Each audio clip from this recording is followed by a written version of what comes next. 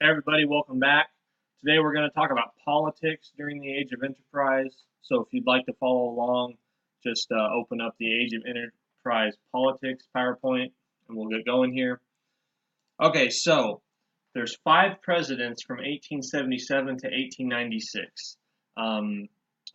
Four of them are Republicans and one of them is a Democrat. Grover Cleveland is the only Democrat, and he's kind of the weird president because he gets elected to 2 non-consecutive terms. He's the 22nd and the 24th president. So he won an election, he lost an election, and then he won another election. So 3 times in a row he ran and he won the first and third times. I've got some maps I kind of want you to look at. Basically, it kind of shows you where the Republican and Democrat parties are popular. So typically, the Republicans are the party of the North. They do very well in the North. The only way a Democrat usually wins a northern state like New York is if they are from there. So, like Grover Cleveland, he was governor of New York, so he can win New York. Whereas if he had been governor of Texas, there's probably no way he could have won New York. So typically, the North is Republican, the South is heavily Democrat. 1877 is a weird. 1876 is a weird election, but as you can kind of see over time, the North is typically Republican and the South is solidly Democrat. That has a lot to do with the Civil War. Once you get to the 1890s, a little bit of this starts to break up because you have a new political party, the Populists, but we'll talk about them later. And generally, the Midwest and the West is kind of a toss up. Sometimes it goes Republican, sometimes it goes Democrat. And the presidency is way different back then than it is today. You know, the presidency today is not really what it's supposed to be under our constitutional republic. You know, the president is not supposed to make as much policy as he does. And this is true Republicans, Democrats today, everybody, the president has more power than he's supposed to have. The president's supposed to enforce the laws and basically manage the country, not really steer it in a certain direction. Congress is actually supposed to be the most important part of government that kind of steers the country, and then the president kind of manages that. So we don't really follow that as much today, but that's how it's supposed to be. The duties of the president back then were very modest with today. They were the commander in chief of the armed forces. They're still that today. They enforce the laws as the executive branch of government. But the presidency leaves most issues up to Congress, especially the budget. There's about 100,000 federal employees. 56 of those are in the post office. The federal government makes most of its monies from tariffs and excise taxes. So there's no income tax at this time. There had been an income tax in the North and the South during the Civil War, but the Age of Enterprise, there's no income tax. Once we get to the Progressive Era in the 1900s, we'll start to get the income tax. If you look at slide 9, you can kind of see how the Republican and Democratic parties line up as far as issues.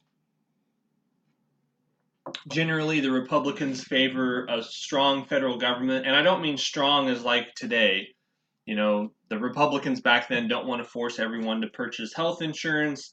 They don't want an income tax. You know, it's strong central government for the time, not like what we have today. They favor civil rights for blacks. That's one reason why they're so popular in the North and not popular in the South, is they favor civil rights for blacks. They favor high tariffs. They're mostly Protestant. They're mostly located in the North. They want limits on alcohol. They see alcohol as a big problem in society. Big business favors them, and so do farmers. Democrats tend to be states' rights. Remember, that's what the Civil War had been fought over. In addition to slavery, you know, the Civil War is about slavery. That's the main reason the Civil War happened. But slavery is kind of seen as a states' rights issue, and there's other states' rights issues as well. Democrats favor segregation and blocking civil rights for blacks in the South. Um, they favor a low tariff. They are Catholic in the North and Protestant in the South and the Midwest. They don't have a problem with alcohol. A lot of immigrants are Democrats, and they drink. You know, Catholics drink a lot. Laborers, the workers, tend to vote Democrat, and so do farmers, and they're more of a Southern party. An example of a tariff, the McKinley Tariff of 1890, tariff rates of tariff rates of almost 50%. And I'll explain tariffs a little later when we talk about the populace. Campaigning back then was way different than it was today, and I kind of wish we'd go back to this. Presidents didn't campaign typically. It was seen as beneath their dignity. You know, you were supposed to be kind of a disinterested person. You're not becoming president because you want to. You're becoming president because people look at you and say, you know, it's your duty. You are the person that can steer this country for now, so we want you to be president. So a lot of times presidents would sit at their home and receive visitors, and other people would go campaign for them. During this age of enterprise, Republicans do something called waving the bloody shirt. This happens all the time. So what happens is Republicans, when election comes around, they will say to the nation, remember who started the Civil War? It was the Democrats. And that's true. The Democrats did start the Civil War. The Democrats did not favor civil rights for blacks. They were opposed to that. So don't forget who started the Civil War. Don't forget who tried to destroy this nation. And don't vote for them. Vote for the Republicans because they tried to keep the nation together. So the Civil War often comes up. Sometimes Civil War pensions will come up. Usually Democrats don't favor Civil War pensions. They see it as extravagant spending. There's sometimes dirty campaigning. So, you know, everyone always says that, you know, the last presidential election was the dirtiest or the one before that was the dirtiest. That's not true. Presidential elections have been dirty, you know, since the beginning of the founding of the republic. But it's dirty here as well. Supposedly, Grover Cleveland, who was the Democratic candidate in a number of elections, he had an illegitimate child and dodged the Civil War draft. So Republicans used to tease him. They would show up at his rallies where people spoke for him, and they would say, "Ma, Ma, where's my pa?" You know, Grover Cleveland had a kid, but then left him, so the kid's wondering where his pa is. And then later on, after he won, the Democrats would they had this comeback. They would say, he's in the White House, ha, ha, ha. So kind of funny. The courts, back then, they tended to take a pro-property rights point of view in their decisions. The Supreme Court, you know, in the 1900s, we'll see how this changes.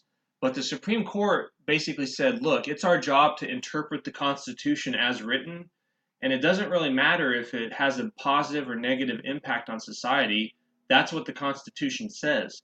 So if you don't like it that, you know, a capitalist or an industrialist can have thousands of workers under him and pay them low wages, he built that factory. That's his property. You know, you don't have a right to a job under the Constitution. If that needs to change, then the people of the United States need to change that by amending the Constitution. But the court says it's our job to interpret the Constitution as it's written. They tend to protect industrialists and property owners against attempts at reform. Another thing going on is the patronage or spoil system. Basically, what happens is American politics operates under the spoil system. If your candidate wins, you get to hand out jobs in government. So if the Democrats win, they go to Washington, they fire all the Republicans, even in jobs that aren't political, like the telegraph or the post office. And then they bring in the Democrats. If the Republicans win, they fire all the Democrats and they hire Republicans. Jay Gould was asked by Senator Henry Blair about this, and he said, the senator said, won't you please give us your idea about replacing a privately owned telegraph with a government-run telegraph? And Jay Gould said, I think that control by the government in such things is contrary to our institutions. If the government were controlled by the Democrats, it would be a Democrat telegraph. When the Republicans came to power, it would be a Republican telegraph. So this is kind of a big problem during this era. Local politics can also be really corrupt. George Washington Plunkett is this Tammany Hall boss. Tammany Hall is a political machine in New York. He talks all about politics. I'll let you read his statements on slides 17, 18, 19. But basically he says, you know, what's wrong with using your political connections to get rich? Like, I don't see the problem with that. One of the more famous political bosses was William Tweed. Like I said, he ran Tammany Hall, which was the political machine in New York. It's a Democrat political machine. I think usually the Democrats tended to be better organizers, so they usually have these political machines more. But what does a political machine do? Well, they kind of mix politics with social services. They provide families and immigrants with jobs. They help families in need. They go to weddings or funerals. They intercede on behalf of the family when it's facing a problem in government. So if you're a new immigrant and you come here, the local political boss comes down, welcomes you to the country, says, "Here's a welcome basket. I've got a job lined up for you. I expect you to vote Democrat in the next election." That's usually how it works. So it's a quid pro quo. It's help in return for votes. And you can kind of see the picture on slide 22. It kind of shows how they're handing out things. So this leads to a lot of corruption. Kind of a famous instance of this can even cause corruption when building things. The New York Country Courthouse construction started in the 1860s. It cost $13 million, goes way over budget, but it's a really beautiful building. One of these people that kind of was a cynic about politics, Thomas Nast, he's a cartoonist. He's critical of corrupt politics. He's got some famous cartoons. If you look at slide 28, you can see how this tiger, which represents corruption, the political machines, is mauling democracy. You can see how all these men are passing blame to the next person around them. You can see how the Senate is controlled by railroads in his political cartoons. One of the things that ends up happening is a president gets assassinated, and that kind of leads to the end of political spoils in a sense. Maybe not the end, but it starts to be the end. James Garfield is going to be that president whose death leads to this. He grew up in poverty. To some men, the fact that they came up from poverty is a matter of pride. I lament sorely that I was born poor. That's what Garfield said. He worked as a laborer early on. There's a link on slide 31 if you want to watch. There's a great documentary about him. It talks about his life and kind of how he grew up, served in the Civil War, and how he ended up getting assassinated. It's a very great documentary, Murder of a President. You should definitely watch it if you kind of are interested in that. I'm going to skip over some of his biographical information just because it's more important what kind of happened at the end. But one of the things that he does that recognizes, or not recognizes, one of the things he does that kind of shows the spirit of the age is basically he supports civil rights. That tends to be what the Republicans do. Remember, the Civil War is still big in everyone's mind. When he's campaigning, he waves the bloody shirt. If you see slide 38, this is a great quote. It kind of exemplifies what goes on at the time. He said, "We have seen white men betray the flag and fight to kill the Union." He's talking about the Democrats. "But in all of that long and dreary war, you never saw a traitor under a black skin. In all that period of terror and distress, no Union soldier was ever betrayed by any black man anywhere. And as long as we live, we'll stand by those black allies of ours." So this is kind of bringing up the Civil War memory. "We will stand by them until the equal sunlight of liberty shall shine upon every man, black or white, in the Union. Citizens of New York, thank you for this magnificent demonstration. Thank you, thank you." Frederick Douglass, who's probably the most famous black man in America, he was a runaway slave, very prominent during the Civil War and kind of the build up to the Civil War. If you ever have a chance to read a biography about Frederick Douglass or even his own works, you should definitely do it. He's spot on with his commentary. He understands the mood of the country very well. He understands the point of view of a slave and then a freedman, because a lot of times that gets overlooked. But he says, "James Garfield must be our president. Colored men, I know Garfield. He is right on our questions. Take my word for it. He has shown us how man, in the humblest circumstances, can grapple with man, rise, and win." Frederick Douglass had been a big supporter of Abraham Lincoln and then a big supporter of Ulysses S. Grant. Garfield famously invited the Fisk Jubilee Singers, this black singing group, to come entertain him. Usually, the Democrats said this was awful. If the Republicans invite blacks to participate, a lot of times the Democrats would say, someday we're going to have interracial marriage. Black workers are going to steal your jobs, marry your daughters. So a lot of times the Democrats really ratcheted up the racial tension during the election because Republicans usually spoke up for black rights, civil rights. So that's another thing that's kind of interesting. We'll talk more about this later on. But blacks vote overwhelmingly Republican because of the Civil War, because Republicans ended slavery while Democrats wanted slavery to keep going. And what ends up happening is in the 1930s, blacks switch and they start voting for the Democrats. They don't vote for the Democrats because in the 1930s, the Democrats all of a sudden supported civil rights. The Democrats still opposed civil rights in the 1930s, but because of the Great Depression, FDR was seen as such a hopeful candidate that despite his lackluster care for civil rights, blacks voted for him because of jobs. So we'll talk more about that later. You can kind of see how the election turned. Um, what ends up happening is Garfield gets assassinated by this guy named Charles Guiteau. Basically, he's kind of a crazy guy, but he also wanted a job. He had supported Garfield, campaigned for him. He kind of gave a speech. Charles Guiteau had kind of a grandiose view of himself, and he thought because he supported Garfield, he deserved a job. And I think he wanted to be ambassador to Paris, some great job. He's not that big of a person in the political election, so he ends up assassinating the president in 1881. The president lived on for a long time, for weeks. He probably would have lived, but doctors kept digging in the bullet wound and reinfecting it and all this stuff. But Garfield dies. Guiteau, like I said, is kind of seen as a crazy person. And because of the death of Garfield, the Pendleton Act gets passed. This is civil service reform. It establishes a nonpartisan civil service commission that is authorized to fill federal jobs by examination. So basically, we're going to stop firing people based on their political party when the other party wins an election, and we're just going to let you be a civil servant regardless of your politics. Another kind of big thing going on during the age of enterprise with politics is something called social Darwinism. And basically, that's just the principles of Darwin's survival of the fittest applied to society at large. The Yale professor William Graham Sumner is the big proponent of social Darwinism in America.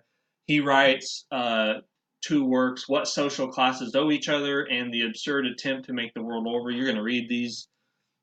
But basically, what social Darwinists argue is they argue private property is sacred, it's a constitutional right. Industrialization is a benefit to mankind, including workers. Before industrialization, maybe the rich and the poor are closer together, but they're also equally poor.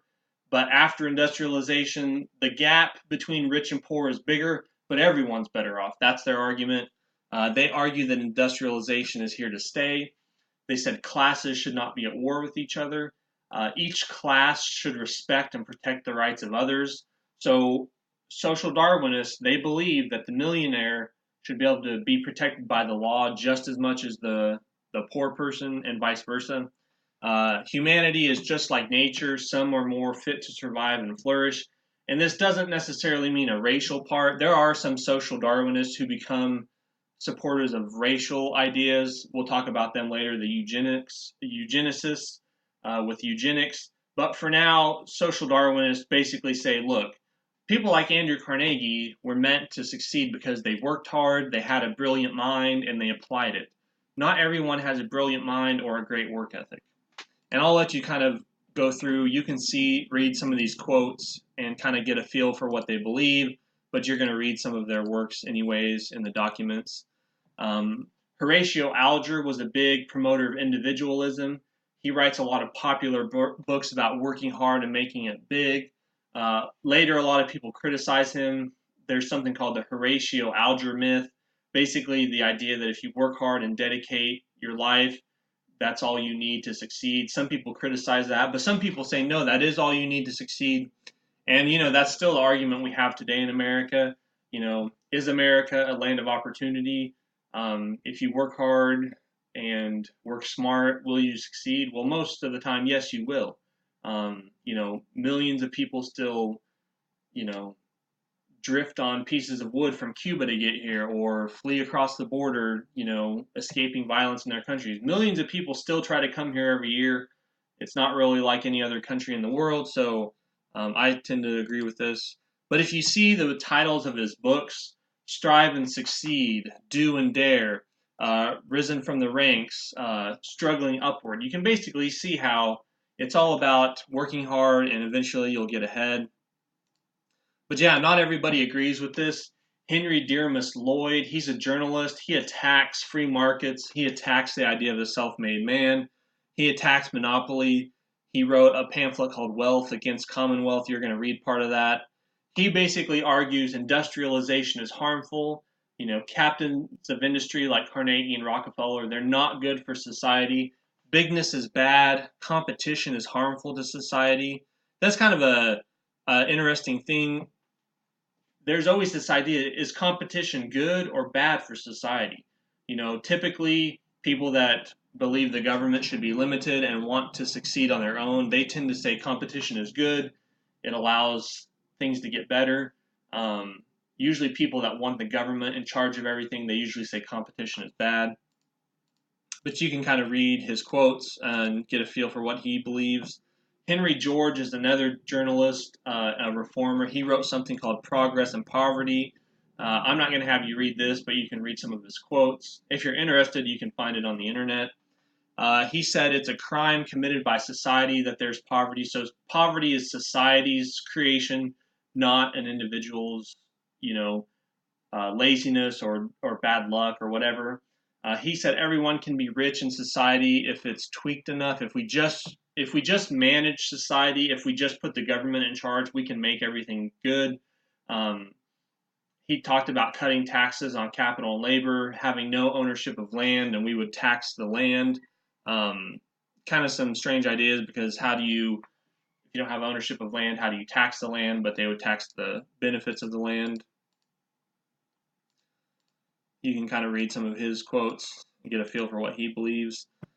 You have women's movements during this political age of enterprise. You have the National American Woman Suffrage Association.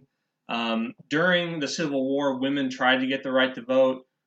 Black men got the right to vote, but not women, white or black women. So there's this new tactic during the age of enterprise. Instead of trying to get a constitutional amendment at the high level, let's do a state-by-state approach. Maybe we can get the right to vote in the state, and if enough states grant us the right to vote, we can vote at the national level. Women also advocate for the vote on local matters like school boards, tax issues, mayors. Retha Child Dorr, she kind of sums up, I think, what women felt. Women's place is home, but home is not certain or contained within the four walls of an individual house. Home is the community. The city full of people is the family. And badly do the home and the family need their mother. During the progressive era, women would argue, look, if I am supposed to take care of my family, how can I take care of my family when there's trash on the street, when there's no job, when there's drunkenness everywhere? I need the vote, because that's one way I'm going to take care of my family. Women get involved in the temperance movement. The temperance movement is basically the idea that let's limit alcohol. So the Women's Christian Temperance Union is a big organization. And just because you can't vote, women are still involved in politics on an enormous scale. There's kind of this misconception that before the 19th Amendment, before women got the right to vote, they didn't take part in politics. That's not true. Women have always taken part in politics, and this is one of the ways they do it. Frances Willard is the leader of the Women's Christian Temperance Union. She argues for home protection. Basically, it's the woman's job to protect the home and the family. That's kind of the traditional view for women. But, like I said, you have to have the right to vote to protect your home. Lots of husbands get drunk after work because the saloon's on their way home from their factory job, and they've had a terrible day. They want to drink. Well, then they go home and they're drunk. They've blown some of their money. Women say we need the right to vote because we want to ban alcohol so that we can protect our home. So you can kind of see how they argue you need the right to vote to protect their home. There's some great political cartoons. They had all these campaigns. Lips that touch liquor shall not touch ours. So you're not going to get a kiss from your sweetheart if you drink. Wet or dry. Wet are people in favor of alcohol. Dries are people who think that you should limit alcohol or ban it outright. People would sign certificates that pledge not to drink alcohol. If you look at slide 91, you can kind of see what the saloon offers. We exchange misery for content, shame for honor, tribulation for peace. That's kind of what the saloon and then the women, the idea of not drinking offers. Another thing going on is kind of racial politics, segregation. The South was redeemed in 1877, and what that means is during the Civil War and after the Civil War, the Union military occupied the South and enforced civil rights. So the South actually had large numbers of blacks voting. Mississippi had 2 black senators to the United States Senate. There were dozens of congressmen. There were lieutenant governors. There were state congressmen and state senators. So blacks actually participated a lot and got elected because the Union military was there guaranteeing the right to vote. Well, in 1877, you have the end of Reconstruction, Civil War Reconstruction. The military withdraws from the South. So basically, the Democrats are back in charge. So redeemed means the South gets put back in Democrat hands, and blacks are slowly driven out of politics. Segregation pops up all over the place. You have something called gerrymandering. Basically, you draw legislative districts in weird shapes to assure a particular outcome. So Democrats in the South draw political districts in weird shapes so that basically the blacks are stuck in one place and can't really have a say in politics. There's other ways that the Democrats disenfranchise blacks: the literacy test, the poll taxes, intimidation. Before, the Union military would be at the voting booth and you'd have Union soldiers there. So when blacks come to vote, they get to vote. When Democrats come to vote, they also get a vote, but they can't drive the blacks off. Now that the Union military is gone, if you are a black person and you're in the South, you go to the voting booth and you might have the Ku Klux Klan there or another white Democrat group. The Ku Klux Klan is a part of the Democratic Party, basically, in the South, and they don't let you vote. So they have all kinds of ways that they try to force blacks from not voting. You can kind of see the picture on slide 95. That's kind of what it was like in the South. You have Jim Crow laws, basically laws to enforce segregation. And there's a really important case about segregation on trains. And this is really important. Homer Plessy, this is the guy that this revolves around. So in the 1890s, Louisiana passed a law that basically said whites and blacks have to sit on separate railroad cars. So the law required equal facilities. So the black train car and the white train car have to be just as nice. They have to have just as many seats, the same kind of seats, but you can force them to be separate. A group of Louisiana lawyers challenges the law. Homer Plessy, he was 7/8 white and 1/8 black. Now, according to Democrats in the South, if you have any black heritage, in your blood, then you're considered black. It doesn't matter what you look like, it's what is in your blood. And so Homer Plessy, even though he looks white, he's considered black by Democrats in the South. He purchases a ticket for the white train car. He sits there. He's asked to leave. He refuses and gets arrested. So you have this Supreme Court case, and this is really important. It's called Plessy v. Ferguson. Basically, Plessy's lawyers argue that the Louisiana law violates the Equal Protection Clause of the 14th Amendment and also the 13th Amendment. The case reaches the Supreme Court. The court rules 7-1 that segregation does not violate the Constitution as long as the facilities are equal. So that idea of separate but equal, that's from Plessy v. Ferguson. So it allows segregation based on race as long as both things are equal. So when we get to the 1950s, this is going to get overturned, and we'll talk about how that works out. Justice Henry Brown, he ruled that the equality stipulated in the 13th and 14th Amendment is only political and civil, not social. he famously said, "If one race be inferior to the other socially, the Constitution of the United States cannot put them upon the same plane." But Justice John Harlan, he was the lone dissenter.